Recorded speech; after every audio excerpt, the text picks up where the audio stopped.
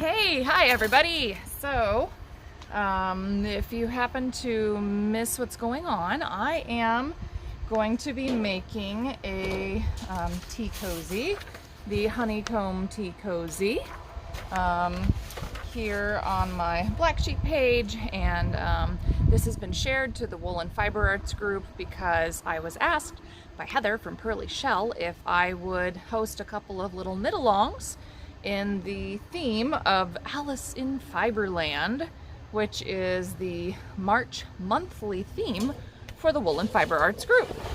And I'm just tidying my table a little bit. So I said, yeah, sure, that sounds like fun. And she said, hey, can you do a tea cozy? And I said, yes, I can do a tea cozy. And then I realized I don't really have any teapots anymore. So I have Ina's teapots.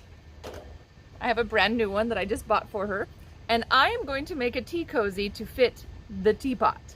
I don't know, which one should I use, the pink one or the pink one? Yes, my child loves pink. So we'll talk a little bit about how to adjust the sizing and the pattern to fit your gauge and your teapot. It's not that difficult, I promise. So yeah, let's just get started. Let's talk about how to adjust our gauge. So if you have a copy of the pattern, which, you know, hopefully you do, to make this work anyway, here's our Honeycomb tea pattern, okay, tea cozy pattern. So I used a US 1. I said I was using my highest circular needles, or needles to obtain my gauge. My gauge was 7.25 stitches per inch and 9 rows per inch, and I was using a skein of broken pattern bamboo sock, 60% merino, 30% bamboo, 10% nylon, and I needed about a quarter of that, so like 90 to 100 yards for my finished tea cozy for that teapot. So what does that mean for you? First of all, always do a gauge swatch and use the needles that you intend to use for your project. So I made a little gauge swatch here, and hopefully you can see that my swatch is slightly wider at the bottom than it is at the top, and that's because I tried my fixed signature size 1 circular needles on the bottom, and I used the Haya Flexies on the top. I had clearly different gauge, which is interesting, right? Except it's not.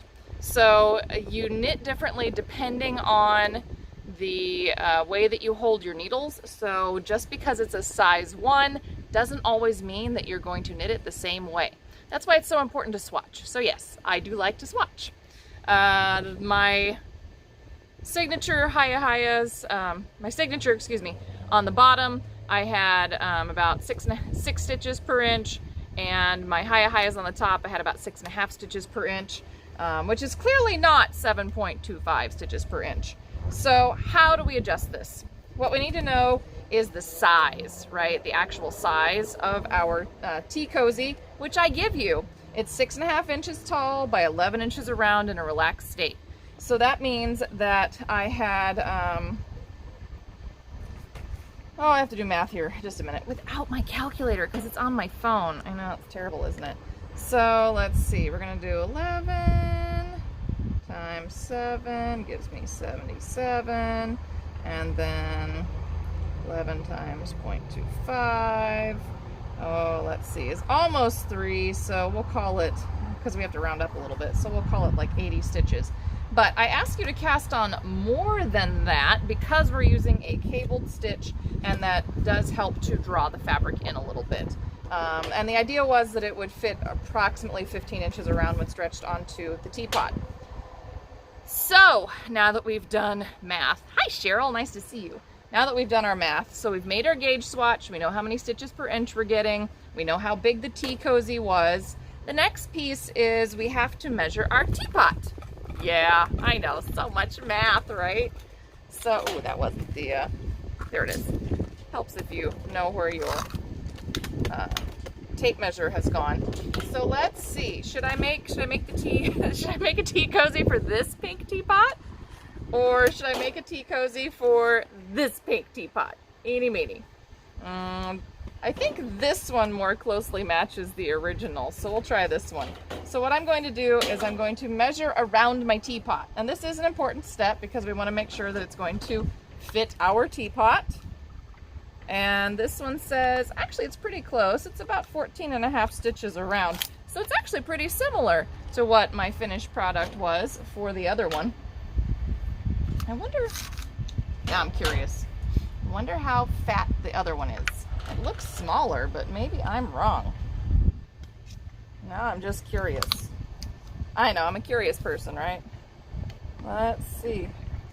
It's a little smaller. This one is, this one's like 13.5. About 13.5. So it's about an inch smaller around. Which does make a difference. But it's very important to know the size of your teapot that you intend to knit your tea cozy for. So remember, we are making this little guy. I made this with a discontinued yarn. It was actually dyed by a dyer that you may be familiar with in the Wool and Fiber Arts group. She goes by Singing Raven Farm now, but she used to be Broken Pattern, and that's Shannon. Okay, so I know that I have, let's see, this is approximately 15 inches around when stretched onto my teapot, so that's pretty good. I know that I had cast on 54 stitches and I'm making 2 pieces and then I seam it together. And the reason that I did that is because you need to have a hole for your handle and a hole for your spout. So that's why I make my tea cozy in 2 pieces and seam it together. I know it seems counterintuitive because it should be a round thing, except we need holes. So that's why I make my tea cozy in 2 pieces and I seam it together. Important stuff to remember here. So let's see, I know that my size should be pretty similar, but I have 6.5 stitches per inch. And that is the unblocked gauge, so it's going to loosen up a little bit, but that's okay. And I know that I want it to be, let's see, approximately 15 inches around when stretched on the teapot. So that was 14 inches around. So, you know, honestly, that's pretty similar. So we're going to stick with that 11-inch size. So that's 66 plus another 11 times 0.5, or 11 divided by 2. Math is not my strongest suit, by the way. So 66 plus another, we'll call it 6, because I don't actually want half stitches. So that means it's a 72. So it's a slight difference. It's an 8-stitch difference. So that means that what I want to do is I want to decrease my cast on. And I know that with my cast on, I had 54 stitches, and that was only half of what I would use. So that means it's 54 stitches versus 40 stitches. So that's helping me to figure out that if I have 72 stitches, half of that would be 36, and then I need to increase that a little bit. And I also know that I have a stitch repeat that I need to establish. So I know that I have to have a multiple of 4 stitches plus 2 stitches. I know I'm talking lots of math, I'm terribly sorry, but it is really important for your tea cozy. So let's see, I know that 36 definitely divides by 4, but I need 36 and then I need plus 2, so I need at least 38 stitches, and I should increase that a little bit more because we know that our cables draw in a little bit. So I need a cast on of like 46 instead of 54. That seem about right? Seems about right. Yep. So now that we've done all of our math, okay, and that includes knowing our gauge, so 6.5 stitches to the inch, knowing the size of our teapot, which was 14.5 inches, knowing our original gauge and calculating out our stitches if it was 11 inches around in a relaxed state, so that's not stretched. That's going to tell us that we need to what we need to do to cast on. So because I have 6.5 stitches and it was 11 inches around, 11 inches per half, that was 72 stitches, and I know that I need about half that, right? Because we did around, so not flat. So it's important to remember that. So we think of 36 stitches, but we know that it's a repeat of 4 plus 2, and we have to increase that a little bit to account for the ribbing. So I know that it has to be at least 38, and I'm going to add an extra 8 stitches to make sure that I have enough space and enough give in my cute little ribbed honeycomb pattern, which, you know, and it's a tiny little cable. It's only little 1/1 crosses. It's not very big. Okay, lots of fun, lots of math. So I know that instead of casting on 54, I am going to cast on 46. So I'm going to make a note on my pattern so I don't forget what I have done. And I'm going to, oops, there went my pen, show you. Here's all my sad little math over here on the side where I'm figuring out everything that I need to know to adjust my pattern, because it's really important to adjust the pattern the way that you want it to go. Okay. So now that we've done that, I have to weigh my papers down. It's slightly windy here today. So I know that I'm going to cast on 46 stitches instead of 54 stitches. And I also know that I need, hang on, I'm getting all my paper weights. I also know that I need to get my little Hiya Flexies. So let's take that out. And I'm going to just rip out what I was working on and wind it back up. And it's okay to do that. Totally fine to do that. There's no reason not to do that. I also know I'm going to go with my Flexies. I am going to use them as straight needles, even though they are technically a hybrid double point slash cable, or just a mini cable, if you want to think of it that way. Okay, now your cast on. What should you choose for your cast on? Honestly, anything you want. It's going at the bottom of a teapot. Nobody's really going to look at it. If you really care, you could use a fancy, like an old Norwegian or a twisted German cast on. Long tail is kind of my go-to. That's what I tend to use. But a knitted on cast on or a cabled on cast on would be fine as well. Totally up to you. And all I'm going to do is just cast on my stitches. So I hope that you guys do that too, now that we've figured out how many we need. If you're using a bigger yarn, you just cast on fewer stitches, and you just go through the math like I talked about at the beginning of the video to figure out your gauge and figure out how big around it is, and then don't forget that it's a repeat of 4 plus 2, and off you go. So it's not that big a deal. Of course, I've now lost count, but that's all right. 3, 4, 5, 6, 7, 8, 9, 10, 11, 12, 13, 14, 15, 16, 17, 18, 19, 20, 21, 22, 23, 24, 25. We're getting there. 26. So I have 20 more stitches to go.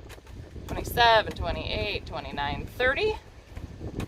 31, 2, 3, 4, 5, 6, 7, 8, 9, and 40. 1, 2, 3, 4, 5, 6. Now, if you're really smart, you can leave yourself either a very long cast on tail, or you can leave a very long bind off tail, because you're going to use those to seam your teapot together.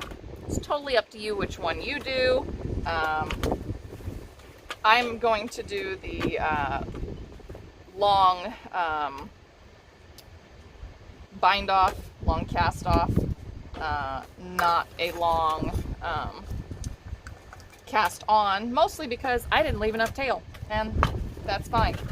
Okay, I'm just trying to keep all my stuff from blowing away because it's so windy here today. It's super nice though. It's like 70 degrees, which is why I'm sitting outside in the sunshine. And don't laugh at me, but my mother sent me home with like all of my old artwork from, you know, grade school.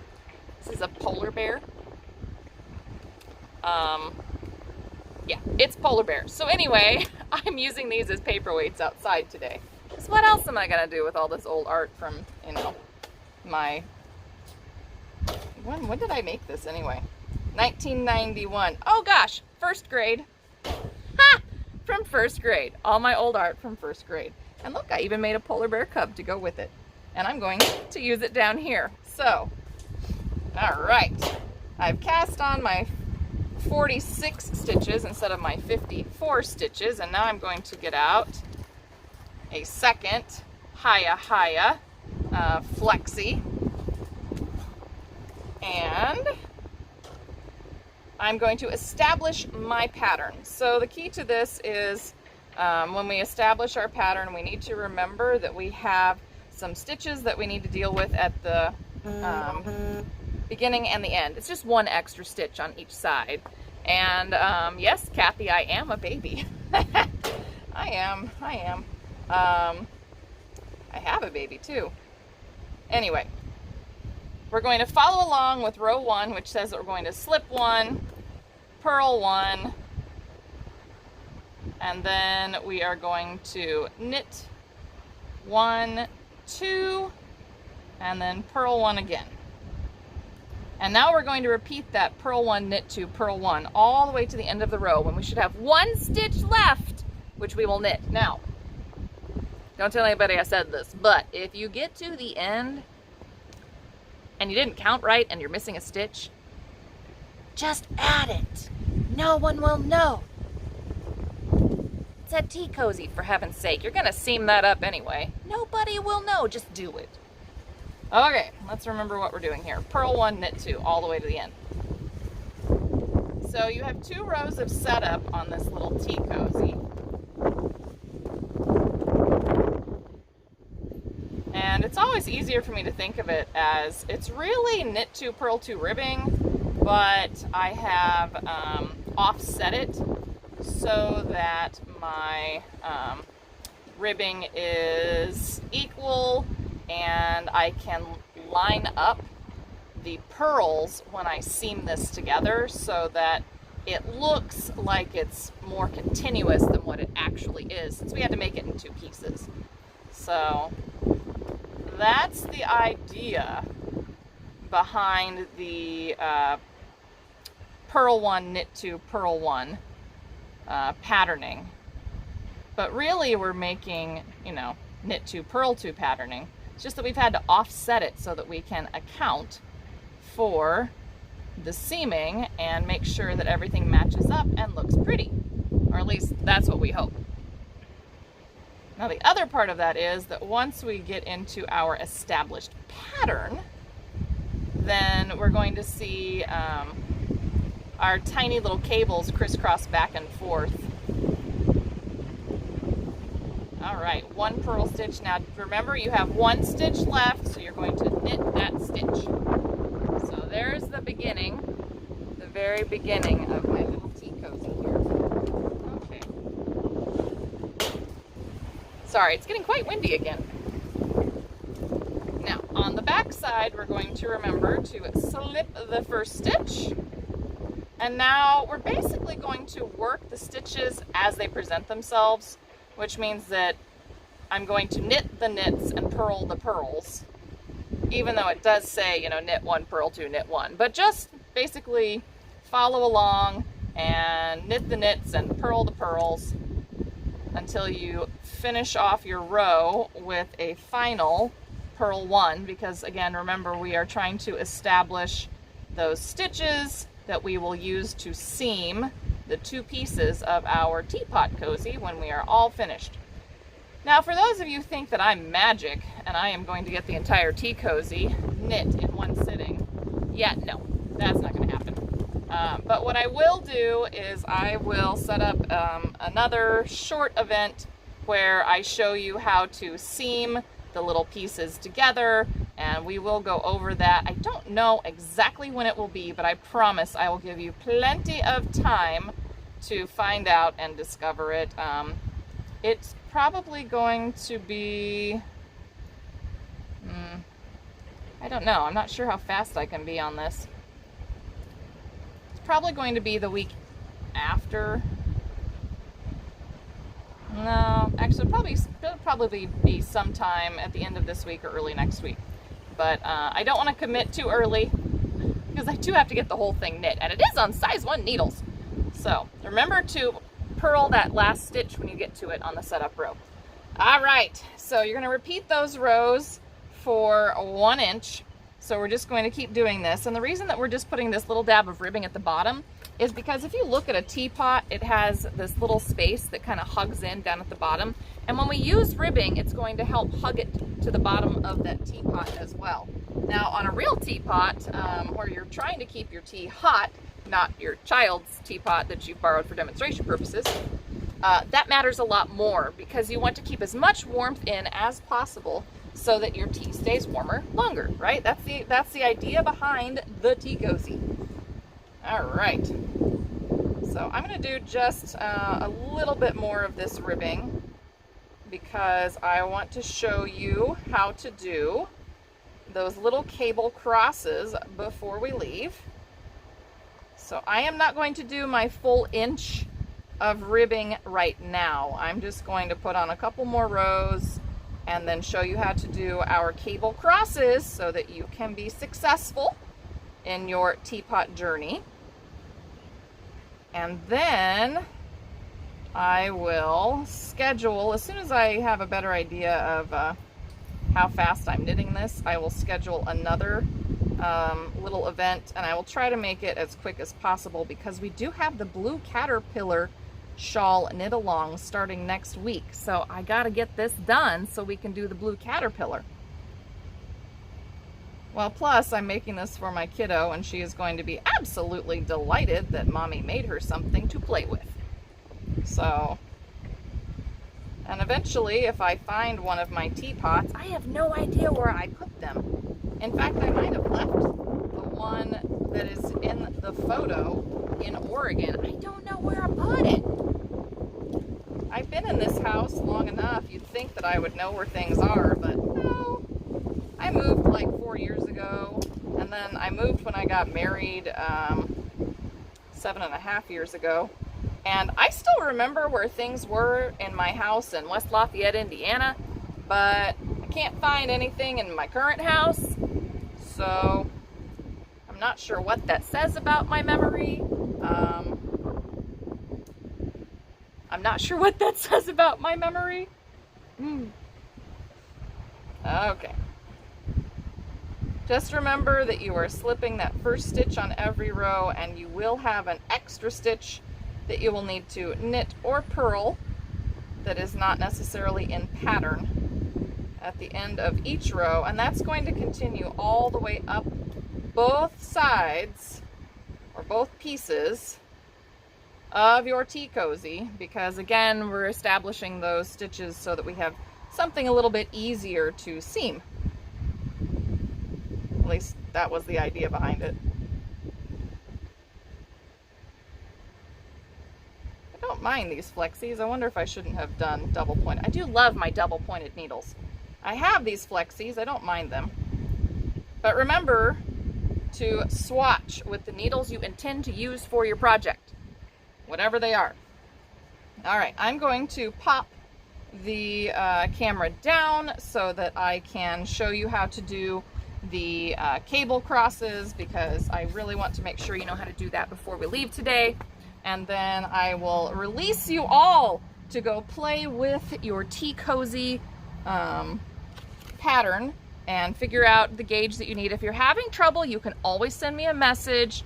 I'm more responsive on email. You can get me through Kelly with an I @ kellyslackdesigns.com. You can also find me through Facebook, but sometimes I don't get my messages, so email's usually better. You can also find me at Kelly with an I, remember, @ blacksheep, ATORENCO.com. That's blacksheep@arenco.com. It's the old name for Black Sheep Fiber Emporium, and we just never switched our email over. So you can always send me an email if you need a little help figuring out your gauge and how to adjust your project to fit your teapot, because I'm here for you. I try, and there's not too many of you, so I can help you guys. All right, so let me turn this around, and here's my house. Here's my kiddos' like little play yard, and oops, sorry about that. I'm gonna try to get under here. Okay, good. I know, here you can see my lovely collection of items to keep my paper down. Okay, so if you have your copy of your tea cozy, you'll see there's the little honeycomb chart. I also have it written for you over here. There's a back cross and a front cross. It's not really that hard. It's 2 little stitches that switch position. Not difficult. So we are going to remember to slip that first stitch of our row, because here it says in our honeycomb pattern we're going to knit row 1 of the, we're going to slip 1 and then knit row 1 of the honeycomb chart, repeating from the start to the end of the row, and then end knit 1. So that's how we know for sure what we're doing. Here's the written directions if you need those. I'm a chart girl, so I'm going to go off of my chart down here. So I'm going to slip my first stitch, and now I know that I need to do a 1BC, which is the 1 back cross, and that just means that we're going to take our knit stitch and we're going to pass it to the right. And I cable without a cable needle. So to do that, I insert my needle into this stitch that I need to move at the base of my stitch. I'm going to hold the base of both of my stitches at the same time, bring them up and slide them off the needle. And then I'm going to grab the purl stitch with my left hand needle and the knit stitch with my right hand needle. Hopefully you could see that. And then knit my first stitch and purl my second stitch. Now, the next one I need to do, I need to cross to the left. So this is a front cross, which means I will stick my cable, or my needle, excuse me, in the back of my needle, or gosh, I can't talk. I'm going to stick my needle in the back of my stitch to make my cable without a cable needle. I'm going to hold the base of both of my stitches, pop them both off, and then I'm going to go back in with that left needle tip and grab the knit stitch and then the purl stitch, and then I will purl 1 and knit 1, and all that has done is swap the position of my knits and my purls. That's all we're doing. So we're moving the knits and the purls back and forth and back and forth. So again, cable without a cable needle. When we're taking a stitch to the right, I'm going to insert the needle in the base of the second stitch, pop both stitches off, put the purl stitch back on, put the knit stitch back on, knit 1 and purl 1, just like this. And one more time to the opposite side. So this is our front or our left cross. I'm going to stick my needle tip in the back of my stitch, grab both at the base, pop the knit off and the purl off, swap the position by putting the knit back on first and then the purl, and then go ahead and actually purl and knit my stitches. And that's all you're going to do. That's it. You're going to make these tiny little cable crosses all the way across. Then you'll have 3 rows where you are quote unquote resting, and we're just knitting the new rib version. And then we are going to cross them back the opposite way and do it again. And that's what's going to make those crisscross shapes of our honeycomb. It's also going to make a slightly stretchy, sort of ribbed fabric, and yet a slightly structured, sort of cabled fabric. And that is what we're going to use to make our happy little honeycomb. So I am going to park my needles for a little bit because I now need to pick that out so I can keep doing my ribbing. So that should get everybody started. When you get to the shaping is very simple.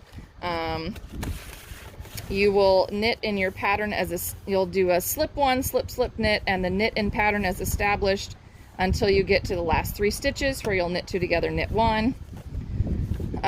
And then on the reverse row, you'll slip 1, purl 2 together, knit in your pattern as established, purl 2 together through the back loop. That's important, TBL, through the back loop. And that should be, oh, I didn't put that in the abbreviations. Okay, I'm going to put that in the abbreviations because clearly I missed it. and then purl 1. And you'll repeat those 2 rows for 2.5 inches. And for my tea cozy should be about 6.5 inches tall at this point, because I have done 1 inch of ribbing and 3 inches of my honeycomb pattern. However, if you need to change that, all we need to do is measure. I gotta find my measuring tape now. There it is. Measure the height of your teapot. So here's my little teapot that I'm using. And I can see my teapot is all of 6 inches tall, so I definitely don't want it to be 6.5 inches. And in fact, I kind of want, let's see, I want my, actually it's 6 inches tall, so I need to start 1/2 inch earlier on my decreases. So if I start my decreases at 3.5 inches, yep, that's my plan. So I would start my decreases at 3.5 inches so that I can knit all the way to the tippy top of my little pot. So here's my little pot. Sorry, that was out of the camera range. So all the way to 6 inches to the tippy top of my pot.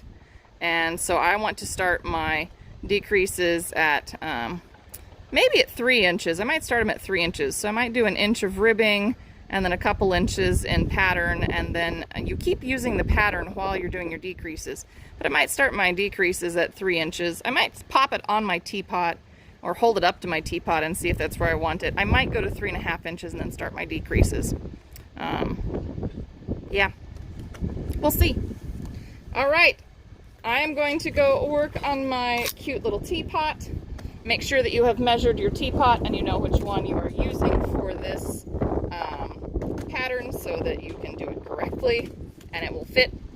And we'll talk about how to put it together. Like I said, I will try to set this up no later than like Sunday or Monday. I'll do my very best to try to get this up by Sunday or Monday. So I'll try to get my little pieces all knit up so that we can sew them together. Oh, all right. Thanks for following along. Remember that you need to do your own math to figure out how wide to make your tea cozy, and you need to know your gauge, and you need to know the size of your teapot because that is going to vary.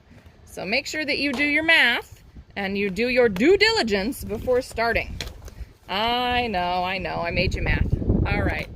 Until next time, thank you for hanging out with me this afternoon while I showed you the beginnings of your little tea cozy and talked about how to do all of the math so that it fits your teapot correctly. And we'll talk about a little bit of that again next time. And again, I will do my very best to try to get this completely knit up and ready to go for another event on either Sunday or Monday before we then start the shawl knit along next Tuesday. So I hope that you'll join me for that as well. It's the blue caterpillar shawl, and if that's not your thing, tune in anyway. Hang out with me. I enjoy spending time with my other fibery people online. So I'll see you next time. Thanks again.